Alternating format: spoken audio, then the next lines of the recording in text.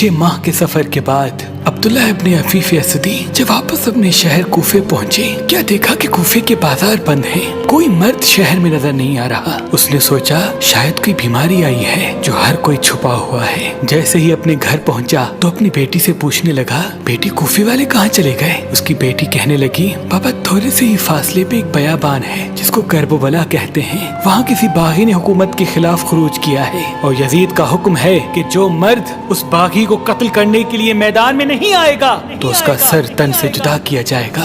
पापा आप भी जल्दी चले जाएं, कहीं कोई मुखबरी न कर दे। अब्दुल्ला ने सोचा ये कौन बागी है जिसको मारने के लिए इस तरह से लोगों को ले जाया जा रहा है। बिलाखिर वो तलवार लेके जैसे ही घर से बाहर निकलने लगा तो उसकी बेटी कहने लगी, बाबा जंग में माली गनीमत मिलता है, देखिएगा अगर यमनी अकीक मिले तो मेरे लिए लेके आइएगा। बस घोड़े पे बैठ के अब्दुल्ला करबला की तरफ रवाना हुआ। अब्दुल्ला कहता है, जैसे ही मैं करबला पहुंचा तो असर का वक्त था, 10 मुहर्रम का दिन था। मैंने अजीब मंजर देखा कि एक अकेला शख्स है जिसको चारों तरफ से फौज ने घेरे रखा है, जो बूढ़ा भी है, जो प्यासा भी लगता है, जिसका अबाबा खुल के उसकी गर्दन तक आ पहुंचा है, जिसके जिस्म पर तीरों और नेज़ों के जख्म हैं, लेकिन किसी शख्स में इतनी हिम्मत नहीं कि जो उसके करीब जाके उससे लड़ सके। अब्दुल्ला कहता है कि मैं देखूं कि जहां वो शख्स घोड़े का मुंह करे फौजें भागती हुई नजर आ रही हैं।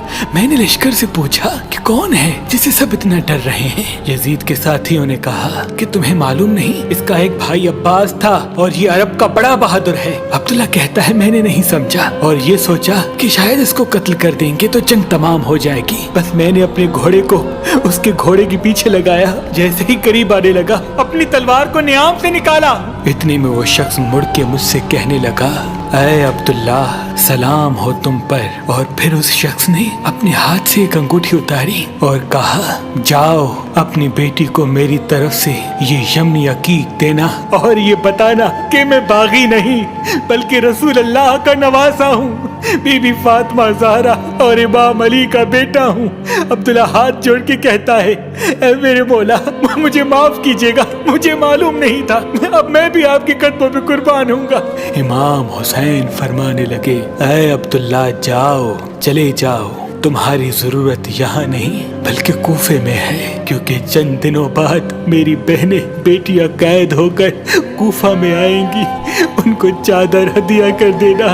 ऐ अब्दुल्ला जाओ, चले जाओ। सलाम हो रसूल अल्लाह के खानदान पर, सलाम हो इमाम हुसैन अलैहिस्सलाम की अजमत पर, सलाम हो उन बीबियों पर जो इस्लाम के लिए बेपर्दा होके कूफा और शाम के बाजारों में फिरती रही।